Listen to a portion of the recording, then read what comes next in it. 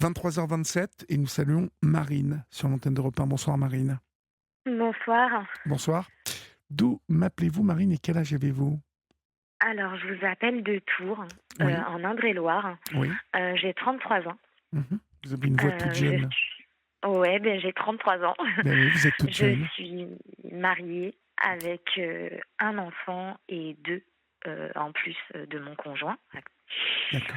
Euh, et j'ai fait appel à vous parce que je souhaiterais apporter mon témoignage suite à un cauchemar que je suis en train de vivre en ce moment et euh, qu'il faut absolument crier parce que c'est extrêmement grave et la négligence est beaucoup trop grave pour que je me taise. Donc j'essaye un peu partout d'en parler Oui. pour que d'autres puissent savoir Oui. Alors, ce qu'est la réalité. bien évidemment, je suis un peu au courant de ce dont vous allez me parler. Pardon. Pardon, excusez-moi. Et c'est vrai Il n'y a pas de que problème. c'est un cauchemar. On vous écoute, Marine. Quand et Bah comment écoute, tout cela a commencé? Alors écoutez, moi je suis de base, à l'âge de 2 ans, on a décelé chez moi un diabète. Donc je suis Oui. diabétique insulinodépendante et j'ai toujours très très bien vécu avec, j'ai toujours été très indépendante. Ma maladie m'a jamais empêchée de faire quoi que ce soit ou de vivre autrement qu'une personne normale. D'accord. Jusqu'à l'année dernière où j'ai eu un souci à la jambe gauche, Mhm. j'ai dû me faire amputer. Mais encore une fois, ça ne m'a pas du tout freinée parce que je me suis très très vite remise debout et j'ai continué à reprendre mon travail. J'ai mis une prothèse, je continuais le sport. Enfin, Ouais. ma vie, Mais elle a changé. Mais pouvez-vous nous préciser comment, ce qui s'est passé à votre jambe à 33 ans? vous savez, le diabète, malheureusement, le diabète, c'est pas que le diabète. Il y a tous les à côté, c'est-à-dire la moindre blessure peut s'infecter très rapidement. Oui, Une simple coupure peut mettre des années à cicatriser. Il faut faire attention à tout. À tout, d'accord, tout, tout, tout, tout. d'accord. Et là, en l'occurrence, j'ai eu une plaie au niveau de mon pied qui n'a pas cicatrisé. Une plaie que vous avez Et fait comment, vous le savez? c'était une simple ampoule. Une Une simple simple ampoule. ampoule. Mon Dieu, Une d'accord. simple ampoule, rien de plus. Une simple ampoule qui m'a coûté une jambe. Voilà. Non pas parce que ça n'a pas été traité, parce que bien au contraire, moi étant diabétique, je fais très attention à ça, mais qui malheureusement atteint très très vite l'os. Et du coup, une fois que ça atteint l'os, pour pas que ça monte, on est obligé de couper, D'accord. tout simplement. Mhm. Du coup, je me suis remise debout après. J'ai repris une vie tout à fait normale. Bon, avec les inconvénients, bien sûr, d'avoir perdu une jambe, mais ça m'a pas empêché de rester positif et de continuer à avancer. Parce qu'on Mais par on contre, peut vivre très vieux avec le diabète que vous avez. Enfin, un diabète, si on fait attention, on peut vivre très vieux. oui, oui, oui, bien sûr, bien sûr, bien sûr. Et on est obligé, quand vous dites pardonnez-moi de vous poser ces questions un peu techniques, mais pour que celles et ceux qui nous écoutent comprennent bien, Oui, vous étiez donc insulinodépendante, vous nous avez dit.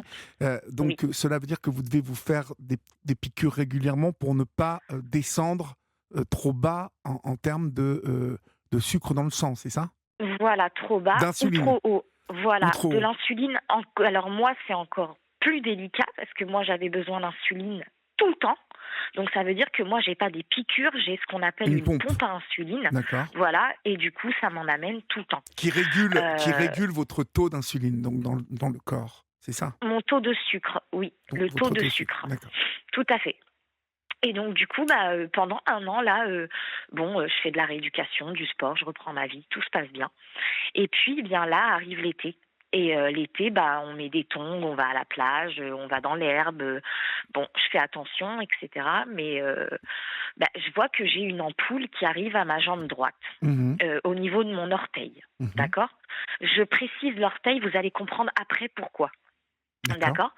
Donc j'ai une ampoule, mais moi depuis que j'ai perdu une jambe, je suis devenue un peu parano. Bah C'est-à-dire oui, que vous c'est vrai que m'étonnez. dès que j'ai une blessure, Oui. à mon pied, je vais directement chez mon médecin, quoi, tout de suite. Et donc là, je vais chez mon médecin traitant, dans un premier lieu, qui me dit, bon, bah, il va falloir le soigner, il y a rien de... C'était une bête en poule, hein, donc rien de grave, Oui. mais il faut la soigner. Mhm. Ok. Et puis, 3 jours après, j'avais rendez-vous chez ma diabétologue. Donc, ça tombait bien. En même temps, je lui montre, comme on fait tout le temps, on fait un check-up. Et je lui montre et elle me dit, bah, écoutez, on va donner un traitement comme a fait votre médecin traitant, sauf que moi, je vais vous mettre une infirmière tous les jours qui va venir et qui va soigner votre pansement, soigner votre plaie, quoi, votre Mhm. ampoule. Mhm. Je lui dis ok, très bien. Je dis mais par contre, et d'ailleurs je me revois même lui dire, je sais que je vais être peut-être parano, mais vous voulez pas par précaution faire une radio? Je lui dis comme ça parce qu'elle me connaît, elle sait que j'ai déjà eu une amputation, elle connaît mon dossier, elle sait très bien que je cicatrise extrêmement mal, elle me connaît depuis des années. Donc bon, voilà, elle me dit non, non, c'est pas utile, l'infirmière va venir tous les jours. Bon, très bien. Donc là, pendant 2 semaines, elle me donne un rendez-vous 2 semaines après pour contrôler.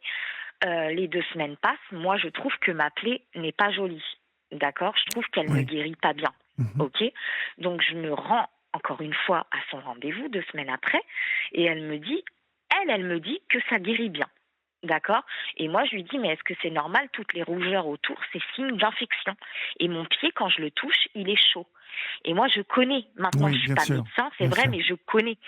Et je dis, mon pied est chaud. Est-ce que c'est pas utile de faire un Doppler ou une radio, quelque chose comme ça, au moins pour être sûr et pour me rassurer moi, en fait, Mhm. surtout pour me rassurer. Et là, elle me dit non, mais par contre, pour les rougeurs, en effet, c'est peut-être un signe infectieux. Donc, ce que je vais faire, c'est que je vais vous mettre des antibiotiques et je vais vous prescrire un Doppler d'urgence. Donc moi j'étais trop contente, sauf que quand elle me donne le Doppler d'urgence, c'est 1 mois et demi après. À savoir que une blessure de diabétique en une nuit, ça peut être mortel, dans le sens que je peux attraper une septicémie, je peux avoir une amputation dès le lendemain, ça peut atteindre l'os en une fraction de Ah seconde. oui, Il incroyable. faut être très vigilant et s'il y a des médecins qui m'écoutent, ils peuvent le confirmer. Ils vont comprendre pourquoi je dis ça. Et d'ailleurs, ça n'a pas loupé. Elle me met sous antibiotiques, donc sans avoir fait de radio, sans rien. Et pourtant, je lui demande. Hein. À chaque rendez-vous, je lui demandais. Elle me prescrit le Doppler 1 mois après. Je lui dis, mais c'est hyper tard, 1 mois après. Et elle me dit, oui, mais vu que les antibiotiques, c'est pour 3 semaines, et comme ça, on va voir si les antibiotiques agissent. Bon, ok, j'écoute le médecin, il n'y a pas de problème. L'infirmière continue de venir à domicile. Elle n'est pas du tout contente du résultat. Elle me dit, écoutez, vous voulez pas appeler votre diabétologue et tout? Je dis, mais madame, à chaque fois que j'appelle, j'ai un problème, c'est qu'on m'écoute pas. Et on me dit, on a rendez-vous dans 3 semaines, etc. Mais bon, je vais le faire devant vous. Donc j'appelle devant mon infirmière à domicile. J'appelle le secrétariat, ils me disent non, il n'y a pas de place, il n'y a pas de rendez-vous, donc il faut revenir dans 3 semaines comme convenu. Bon, je dis ok, et mon infirmière, elle me dit non, non, non, vous restez pas comme ça, vous allez directement là-bas sans rendez-vous, elle va pouvoir que constater. Ok, bon, je pars sans rendez-vous. Déjà, je me fais pourrir à mon arrivée, mais pourrir parce que je suis venue hors rendez-vous. Sauf que là, en fait, je commence un tout petit peu à m'énerver et je lui dis écoutez, si je suis venue jusqu'à là encore une fois, ce n'est pas pour rien. D'accord? Donc là, maintenant, je vous dis qu'il y a une infection dans mon pied. Donc maintenant, vous n'allez pas attendre 1 mois. Vous allez faire ce qu'il y a à faire tout de suite. Elle me dit eh ben non, moi, je vais rien faire. Donc si vous n'êtes pas contente, vous allez aux urgences. Ok, bon, ça va pas louper. J'ai pris mes clics et mes claques. C'est ma diabétologue, hein. C'est censé être la personne la plus proche de moi dans le milieu médical, vous Ben oui, comprenez? oui. C'est celle qui me connaît. Enfin, voilà, bref. J'arrive aux urgences, je suis vue par un interne, 2 internes, 3 internes, qui tirent chacun une tête différente à la vue de ma plaie. Il y en a même un qui arrive de but en blanc. Hein. Il rentre dans la pièce, il me dit quoi? Bon, on va couper. Sans même avoir Quoi? demandé. Oui, oui, de Oh. but en blanc, il est rentré, mon mari était là, il a été choqué, il lui a dit non mais attendez, comment vous pouvez dire à ma femme qu'on va couper là, actuellement, sans avoir fait ni radio, ni Doppler, ni rien du tout. Vous rentrez, vous lui annoncez qu'on lui coupe la jambe comme si on allait couper un vulgaire bout de saucisson Ben là. oui, oui. Enfin, je suis désolée de parler comme ça, mais c'est vraiment comme Ben, ça que ça s'est passé. Et de là, je lui dis alors écoutez, je vous arrête tout de suite. On va rien couper du tout.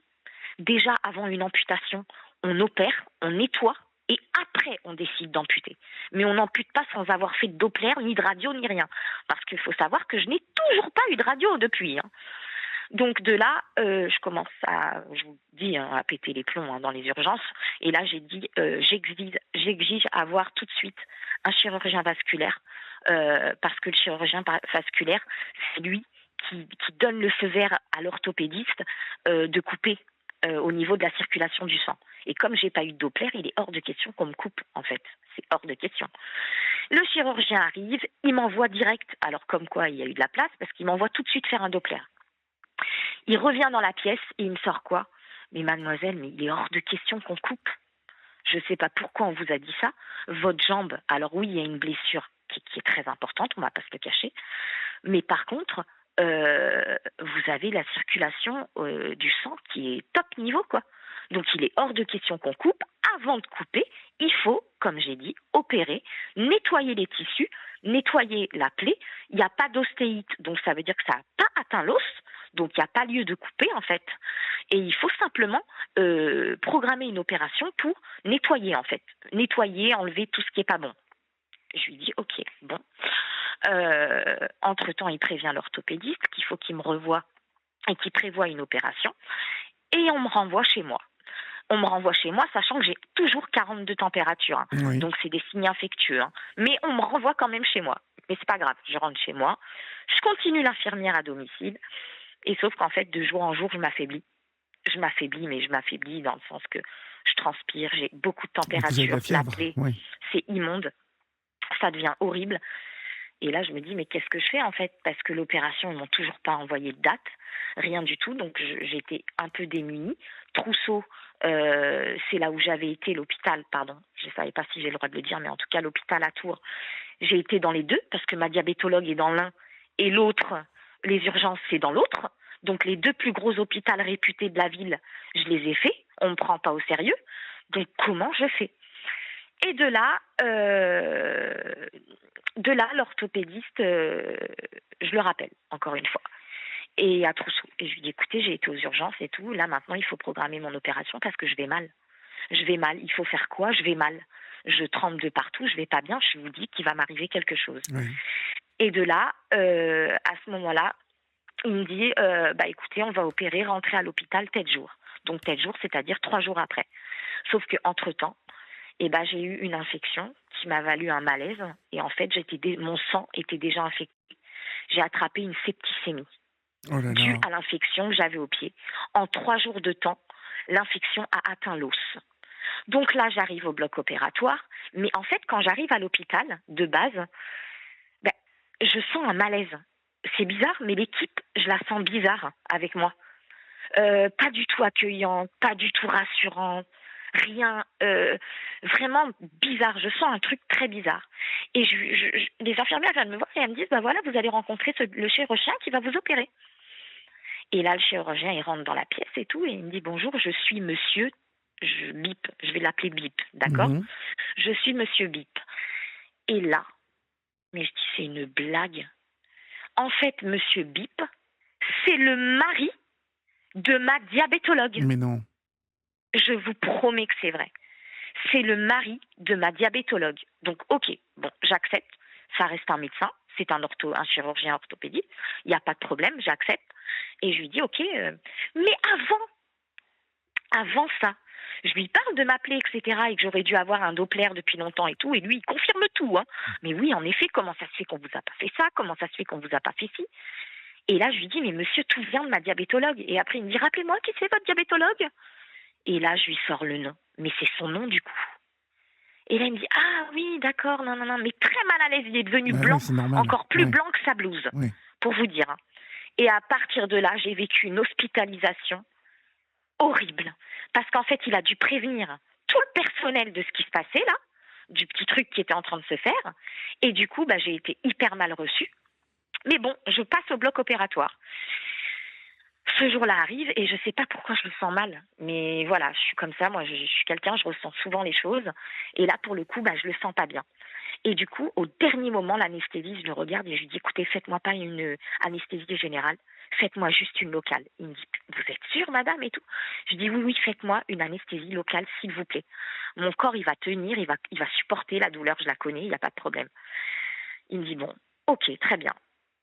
On passe au bloc opératoire. Je tombe sur une infirmière adorable. Elle était hyper rassurante avec moi, très gentille. Euh, et il y avait donc ce chirurgien qui était avec ses internes. Et pendant le bloc, j'entends bim bam boum, j'entends quelque chose de tomber. Et là, j'entends la petite infirmière que j'aime bien qui dit ah bah mince, est-ce que vous voulez que j'appelle la pharmacie pour qu'ils nous en descendent une? Et là, le chirurgien, il répond non, non, c'est pas grave, on attendra demain, il faudra lui mettre, mais on lui mettra que demain. Et en fait, il parlait d'une machine qui s'appelle la VAC. La VAC, en fait, c'est une machine qui sert à resserrer les tissus. Pour une personne diabétique, c'est extrêmement important parce que comme ça, il n'y a aucun microbe qui rentre dedans. Et la VAC va permettre aux tissus de se resserrer beaucoup plus vite et de pouvoir cicatriser beaucoup plus vite. Parce que là, du coup, l'ouverture qu'ils m'ont fait a fait que j'avais le tendon à l'air libre au niveau de mon pied. Et ça, c'est hyper Oh là infectieux. là. Et du coup, ça peut aller très loin. D'ailleurs, c'est là ce qui va se passer. Et du coup, je m'endors, je passe la nuit à l'hôpital. Le lendemain matin, j'attends. Toujours personne. Pas un médecin, pas une infirmière qui rentre dans ma chambre depuis le soir de mon opération. Je n'ai pas eu un médecin, pas une infirmière qui est rentrée dans ma chambre pour me dire, bah voilà, madame, est-ce que ça va? Juste le est-ce que ça va? Vous allez bien? Même pas, il n'y a rien eu. Bon, euh, ils ont nettoyé mon pied, et là, il y a une infirmière qui arrive, toute pimpante, avec une enveloppe marron dans la main, qui regarde moi et mon mari et qui me dit, bon ben voilà, vos papiers de sortie sont là. Je dis, pardon? Je dis, j'ai le tendon ouvert, madame, vous n'allez pas me mettre dehors quand même? Elle me dit, si, vous pouvez avoir une hospitalisation à domicile, ça sera beaucoup mieux pour vous. Et en plus de ça, on se revoit une fois par semaine. Je dis, d'accord, mais excusez-moi, je ne devais pas avoir de VAC, normalement. Non, non, pas besoin, on n'a pas besoin de mettre de VAC. La plaie, il faut attendre qu'elle se referme petit à petit.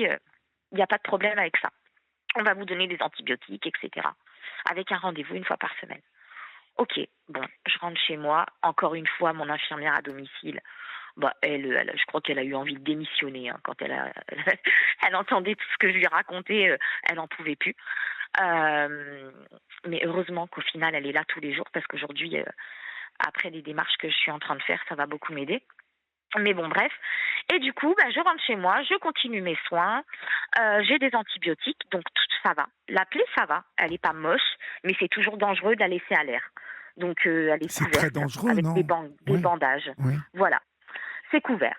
Et arrive le rendez-vous, le premier rendez-vous post-opératoire, où j'arrive là-bas et qui me dit, bah, la plaie est bien, impeccable, ça va. Mais il me dit... est-ce qu'on ne poserait pas une VAC? Bah, je dis, c'est ce qui était prévu, non? Il me dit, bah, non, non, non. Je dis, si, si, c'était prévu. Je dis, pourquoi vous mentez, monsieur? Je lui dis comme ça, Dieu dans les yeux dans les yeux. Pourquoi vous mentez? Au bloc opératoire, c'était prévu que j'ai une VAC. Vous l'avez fait tomber et vous avez dit qu'on me la posera le lendemain. Et le lendemain, elle n'a jamais été déposée. Il me dit, non, mais c'est parce que j'ai jugé que... Ah, je dis, ok, d'accord. Bon, je le laisse. Je laisse J'ai jugé de quoi, dans en ses fait? délires. Il me dit non, non, c'est parce qu'on a jugé que la plaie devait d'abord un peu cicatriser avec les antibiotiques avant de poser la VAC. Alors que pas du tout. N'importe quel médecin qui peut m'entendre aujourd'hui, il va vous dire que pas du tout. Dès l'opération, paf, on met la VAC. C'est justement pour protéger de l'infection, en fait. La VAC, C'est reprécisez-moi ce que c'est, une VAC, parce que je ne sais Alors, pas ce c'est que un c'est. pansement. Oui, En fait, c'est un pansement lié à une machine oui, qui aspire tout le mauvais de la plaie d'accord, ok. et qui resserre les tissus Donc c'est de très la peau technique et pour on doit exactement. et ça on peut rentrer chez soi avec une VAC ou on est obligé de rester à l'hôpital? Mais non, normalement, c'est que la HAD, ça s'appelle l'hospitalisation à domicile qui fait ça. Oui, Mais pour avoir l'HAD à la maison, c'est des semaines d'attente. Et il faut que ce soit l'hôpital qui fasse appel à l'HAD. oui. Sauf que moi, ils m'ont fait sortir sans faire appel à l'HAD. Donc je n'avais pas de VAC, je n'avais rien. Je suis rentrée chez moi avec un bandage, comme quand on a une bête en torse. Mhm. Voilà. Et des soins. Bon, là, il me dit quoi? Il me dit, bon, bah, comme la plaie est bien, on va arrêter. on va arrêter de se voir toutes les semaines, on va se voir toutes les 2 semaines, mais je vous laisse sous antibiotiques. Mais il faut savoir qu'à chaque fois, les antibiotiques, c'est 3 semaines. Et je le vois toutes les 2 semaines, d'accord? Donc, quand je le vois, la plaie stagne, d'accord? Parce qu'en 3 semaines, plus 3 semaines, 3 semaines, ça fait déjà des mois, hein. Donc, ça passe, hein. Donc là, il me laisse sous antibiotiques et je le revois donc 2 semaines après. La plaie est moche. Moi, je la trouve pas belle. Je lui dis, Oui. écoutez, ma plaie, elle est pas belle. On va pas se Vous avez un mentir, là, sacré quand même. sang-froid hein, quand même, hein, vous. Hein. Non, mais non, mais non. Oui, enfin, oui et non. Enfin, j'ai appris, du coup, à garder mon sang-froid, mais jusqu'au moment où, malheureusement, bah, je le garde plus, en fait. Mais donc, ce jour-là, j'y retourne. Je lui dis que ma plaie, elle est pas belle. Et il me dit, on va changer d'antibiotique. Donc, il me represcrit 3 semaines d'antibio. Donc, ça repousse encore de 3 semaines, hein. Donc, ça repousse encore de 3 semaines l'action sur ma jambe. On est d'accord. Oui. Euh, Excusez-moi. Entre-temps, la plaie, elle ne change pas. C'est toujours pathétique. Et je commence à avoir de la température de temps en temps. Mais ça passe, ça part et ça vient, ça part et ça vient. Et là, non mais là, je vais à mon rendez-vous. Et là, il me dit que ma plaie est mieux. Je dis, ah bon? Je dis, bon, bah ok. Moi, je lui fais confiance, encore une fois. Oui. Il me dit, votre plaie est mieux. Donc là, on va arrêter les antibiotiques. Parce que le problème, c'est que moi, c'est des antibiotiques très forts. Oui. Et en fait, je fais que maigrir. Je fais que vomir et maigrir entre-temps. J'ai perdu 7 kilos en même pas 3 semaines. Oui, c'est D'accord? beaucoup. Exactement. Donc du coup, il me dit on va stopper les antibiotiques parce que la plaie, elle avance plutôt bien. Donc moi j'étais trop contente, je me suis dit c'est bon. Et vous savez ce qu'il me dit? Il me dit en plus de ça, on va peut-être pouvoir penser à une greffe de peau par-dessus. Je dis oui, d'accord. Je dis bah tant mieux, tant mieux. Enfin moi je reprends un peu espoir. Je dis bon bah c'est cool. Je dis mon pied il avance et tout. Je dis super. Donc là on me stoppe les antibiotiques. Je rentre chez moi. Donc ça c'était le jeudi. Le lundi, dans la nuit de dimanche à lundi, je monte à 41 de fièvre. 40 de fièvre, 41. Je les appelle dès le matin, le standard, j'appelle, je dis il faut urgent qu'on me rappelle.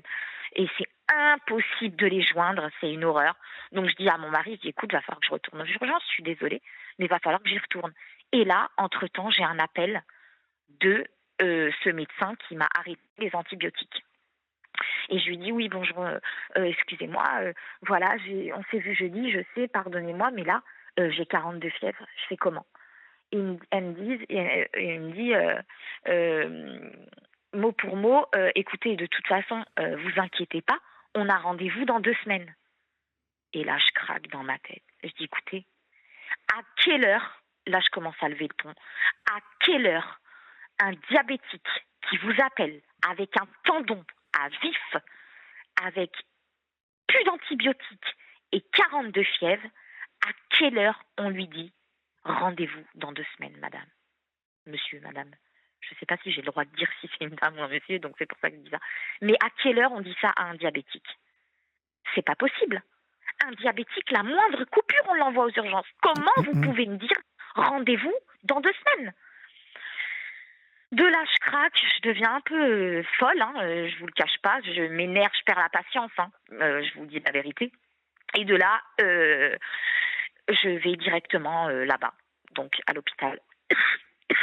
Et là, je leur dis, écoutez, maintenant ça suffit, il faut arrêter. Je dois être vue par quelqu'un d'autre, je dois être vue par d'autres personnes, mais là, c'est plus possible, regardez l'état de mon pied. Et là, j'arrive dans la pièce, un autre médecin rentre.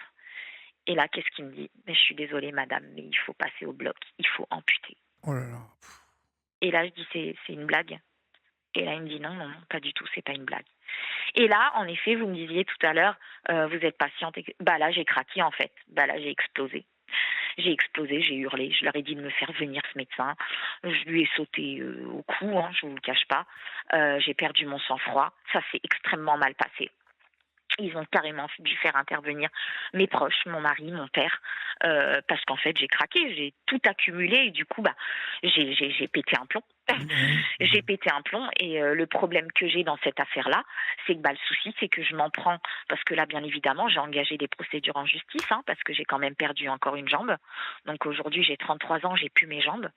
Je peux plus jouer au foot avec mon fils. Mais c'est terrible. Je peux plus rien faire. Au Là, 739-21, conduire. nous avons le témoignage d'une infirmière qui dit que ce que vous avez vécu est un vrai cauchemar et que c'est horrible. Voilà. Ouais. Voilà. Elle aurait pu être évitée, cette amputation. Ah bah dès le début, si on m'avait pris au sérieux, on m'aurait fait une radio au premier rendez-vous que j'ai été. Au premier rendez-vous que j'ai été, on m'aurait fait une simple radio. On aurait pu déjà déceler si c'était infecté. Ben oui, parce que ça part d'une ampoule quand même. Donc je veux bien que lorsqu'on est diabétique, qu'on soit propice à des infections, mais d'une ampoule, vous me dites, ça finit par une amputation. Exactement. Il y a obligatoirement... Mais ça peut arriver. Oui, ça peut arriver, ça peut arriver. Oui. À moi, 33 c'est bien ce que ans... je dis, et j'ai expliqué à mon avocate. C'est des choses qui peuvent arriver, je ne néglige pas ça. Je sais très bien que je suis sujette à perdre ma jambe ou mon bras au moindre truc. Ce que je déplore, là, c'est que je suis venue mi-juin. Je me suis faite amputer il y a 3 semaines. Il y a 3 semaines, là Oui, il y a 3 semaines. Mm-hmm. Pourquoi, en autant de mois, donc juillet, août, septembre, là, octobre, 1er octobre, je me suis fait amputer. 4 mois, j'ai pas eu de radio. Comment c'est possible en tant que médecin et en tant que patiente diabétique? Comment c'est possible qu'au premier rendez-vous que j'ai eu, on m'ait pas dit, bah écoutez madame, voilà, on va vous envoyer, on va faire une petite radio par précaution, même s'il n'y a rien, par précaution, on va faire la radio. Voilà. Comment c'est possible de repousser 3 semaines plus 3 semaines, ça fait 6 semaines d'antibiotiques sans passer sur le bloc opératoire pour au moins nettoyer? Comment c'est possible? Mais c'est pas possible en 2024. Mais c'est pas possible. Alors tu arrives à l'hôpital, tu vois 40 000 têtes différentes, des internes à tout va. Donc moi je suis pas contre ça. Ils sont là pour apprendre. On est d'accord. Mais comment tu peux renvoyer une diabétique à son domicile sans avoir pris au sérieux une bête blessure même si tu fais 1 an, t'as pas besoin de faire d'études pour savoir ça. En général, si tu sais ce que c'est le diabète, tu sais que la moindre plaie, c'est fatal. Voilà. Donc là maintenant, ça suffit. Là maintenant, faut arrêter. Moi, je veux que cette personne-là, elle n'exerce plus. C'est mon souhait. Ma jambe, je la récupérerai jamais. Jamais. Je le sais. Non, jamais. C'est fini. Ça, c'est sûr. L'argent, je n'en veux pas. C'est ce que je leur ai dit. L'argent, je n'en veux pas. L'argent, je ne vais pas aller m'acheter une jambe avec. D'accord? L'argent, je n'en veux pas.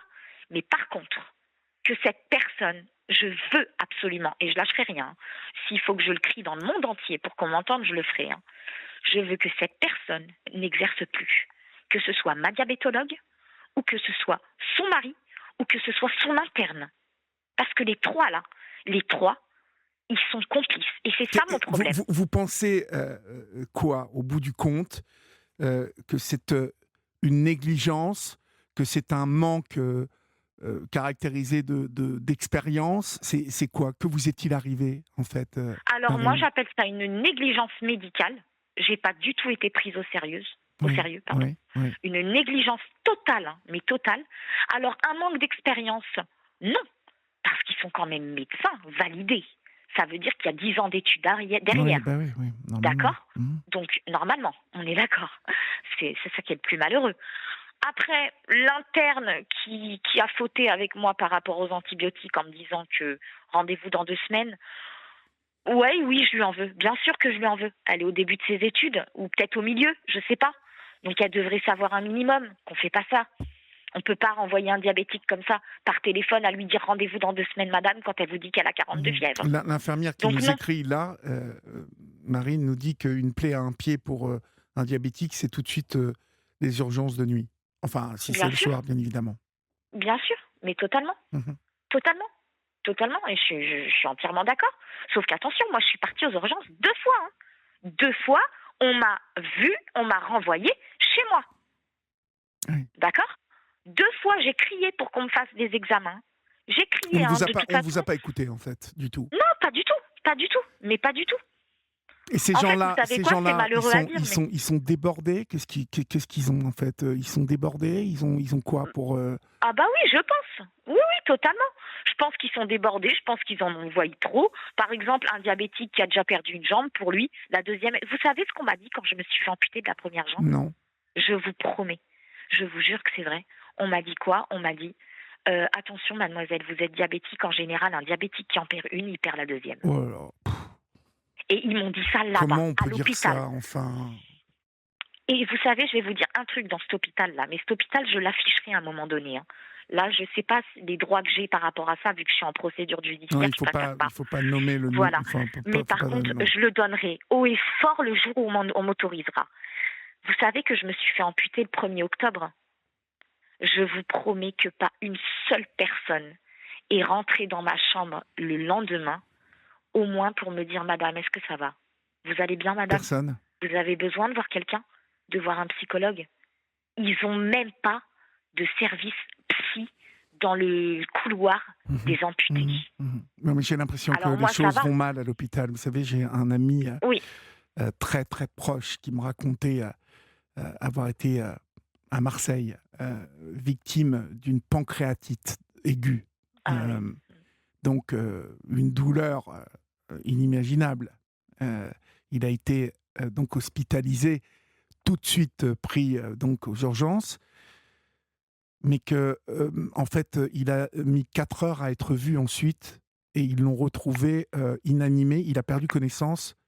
Pendant 4 heures, il est resté étalé sur le carrelage de sa chambre. Non, mais c'est horrible. Il y a et je ne veux pas jeter la pierre encore une fois, au personnel soignant, aux médecins. Je pense que notre hôpital va très mal. Vous en êtes le témoin ce soir.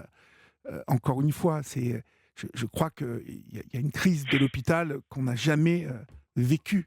Oui, oui, Et c'est comme totalement. ça que notre santé est mise en danger maintenant. Voilà qu'on peut avoir comme vous vivre un drame, parce que c'est un drame à 33 ans de perdre une jambe. C'est un drame. Oui, bien sûr, à peu importe l'âge en plus. Peu importe l'âge, Non, à mais tout peu âge, importe c'est un l'âge, bien drame. évidemment, Mm, à tout âge, c'est un drame. Vous avez raison, Marine. mm. À tout âge, c'est un drame. Mais, mais bon, à 33 ans, Et justement, ouais. j'en avais déjà perdu une, donc ils auraient dû se dire dans leur tête, je sais pas moi, avec une, je pouvais conduire. Là, je peux plus conduire. Vous n'en Je peux avez plus plus du conduire. tout, là, en fait. Je n'ai plus de jambes. D'accord. Non. Vous restez Non. avec moi. On va conclure, hein, D'accord. prendre le temps de se dire au revoir, Oui. le temps que l'info passe sur Europe 1, et puis on se retrouve tout de suite après, d'accord? Très bien, À tout de merci suite, beaucoup en tout Marine. cas. Il est minuit, passé de 12 minutes. Vous êtes sur Europe 1, c'est la libre antenne d'Europe 1, et vous pouvez... vous pouvez... Oh là, j'ai un trou de mémoire, vous pouvez composer, voilà, le 01 80 20 39 21 pour notre numéro non surtaxé du standard d'Europe 1, chers amis. Pour le moment, nous sommes avec Marine. Marine qui nous raconte cette mésaventure terrible de cette amputation qui aurait pu être évitée. Vous êtes nombreux et nombreuses à réagir, bien évidemment, sur notre 7 39 21 suivi du mot nuit, écrit en lettres majuscules, suivi d'un espace. C'est honteux, sincèrement. Cette femme a été négligée. Je suis vraiment en colère également. Cela me révolte tellement. Courage à elle. J'espère que la justice sera faite pour cette jeune femme. J'ai moi-même la trentaine. Je compatis. Bonsoir, je suis désolé pour vous et en même temps tellement d'accord avec vos dires. Ce sont là des négligences. Je vous assure que si vous présentiez des billets ou des chèques, cela se passerait mieux. Malheureusement, la médecine aujourd'hui est comme ça. Vous avez cette impression-là, Marine, que si vous aviez été quelqu'un de plus important, si vous aviez eu si vous aviez été dans du privé, vous auriez été mieux, enfin vous auriez votre jambe encore aujourd'hui? Totalement, j'en suis sûre. Je suis obligé de J'en poser suis cette sûre. question, hein. Elle peut paraître un peu narquoise, mais c'est bien le problème. Mais c'est malheureux, c'est surtout très malheureux Oui. d'en arriver là, de devoir être quelqu'un ou de devoir peser au niveau argent pour pouvoir être pris au sérieux. À Sauf 33 que ans, là, ne sauf plus que y... là, Ouais. moi, j'ai une avocate qui est juste extraordinaire et qui me pousse vers le haut. Et je sais qu'elle ne me lâchera pas. Et je sais qu'elle me donne Ouais, mais bon, en les meilleures attendant, choses à faire. à Et 33 ans, moi, vous c'est... retrouver sans vos deux jambes, c'est tout de même... Alors bien évidemment, si j'entends que vous êtes une jeune femme courageuse, plein d'énergie, euh, Mm, et que aujourd'hui, avec les prothèses qui sont faites, on remarche, hein, malgré mm, l'amputation des deux jambes. Euh, mm. enfin, vraiment, je compatis à ce qui vous arrive. Mm. Et il y a beaucoup de Mais messages qui tombent pour vous. vous savez que ce que vous venez de me dire là, vous êtes courageuse, on sent que vous êtes forte. Mais vous savez que ça, c'est aussi ma faiblesse. Parce que le problème, il est là chez moi. C'est que tout le monde me dit ça. Tout le monde me voit comme ça. Parce que je me suis toujours relevée face à face à ma première amputation, face à plusieurs choses que j'ai eues avant. Et ma diabétologue elle-même, elle me connaît. Elle sait comment je suis. Je me suis faite amputer l'année dernière. C'était du jamais vu. À la rééducation, ils n'ont jamais vu ça. Ils m'ont dit, Madame, on n'a jamais vu une personne en plus diabétique qui, en un mois de temps, était debout sur sa prothèse. On n'a jamais vu ça. Mais moi, je me dis toujours que c'est dans la tête quand on veut. Enfin, moi, j'ai fait des promesses à mes enfants et j'étais déterminée à les tenir. Maintenant, c'est aussi une faiblesse. Pourquoi? Parce que justement, je pense que j'ai aussi été pas mal négligée par rapport à ça. Du fait que psychologiquement et mentalement, j'ai un mental d'acier, ça je le sais. Mais à un moment donné, stop. À un moment donné, je reste un humain. J'ai des sentiments, j'ai des émotions, j'ai des faiblesses. j'ai Voilà. Et c'est malheureux. Moi, je trouve ça dommage. Et surtout, à notre époque, en 2024, c'est ce que je leur ai dit. On n'est pas en Somalie ici. On est en France. On est en Europe. Donc, ouais, c'est malheureux. Je trouve ça malheureux.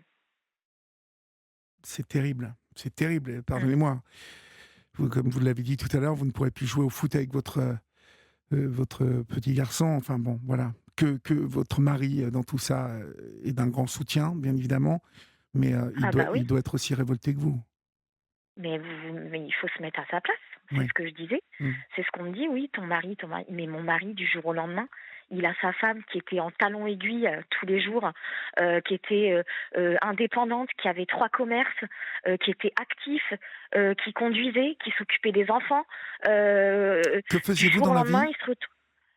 J'avais des commerces, alors j'étais pas là, j'étais avant ça j'étais en Belgique, mais j'avais Oui. des commerces brasserie, bar et Ah nightclub. oui, d'accord. Ouais. Ok. Donc voilà. Donc on a toujours été très actifs, on a toujours été très... Et mon mari, il faut y penser à mon mari. Ça reste un homme, c'est un homme, Bien il sûr. m'aime, oui, Bien ça j'en sûr. doute pas. Mhm. Mais et lui alors, dans sa tête, que ce soit dans la vie quotidienne, que ce soit dans la relation intime aussi, parce que attention, hein, c'est pas rien, d'accord? On va pas se mentir, c'est pas rien. Il faut avoir un de ces mentales, Bien sûr. et puis alors il faut aimer la personne, quoi. Hein. Parce que attention, hein, c'est pas rien encore une fois. Et Mhm. ça, c'est ce que je me tue à expliquer aux gens. Il faut, alors oui, ton mari il t'aime, nanana. Oui, mais attention. Oh, et faut se mettre à sa place. Oui. Oui. Lui, c'est énorme ce qu'il vit aussi. Et justement, on n'en parle pas assez de ça. C'est des Mhm. proches qui sont Ben oui. là pour Ben oui, les oui. victimes Ouais. comme moi. Mhm. Vous voyez? En tout cas, Enfin voilà. vous savez, Marine, que vous pouvez compter sur nous pour relayer euh, la suite de votre affaire. Mm. Hein. Vous nous avez appelé ce soir, vous connaissez le chemin. Euh, Oui. vous avez été extrêmement courageuse, mais en même temps, vous avez été vraiment clean sur le côté de ne pas dire le nom de l'hôpital, le nom de ces gens. Euh, Mm, mm.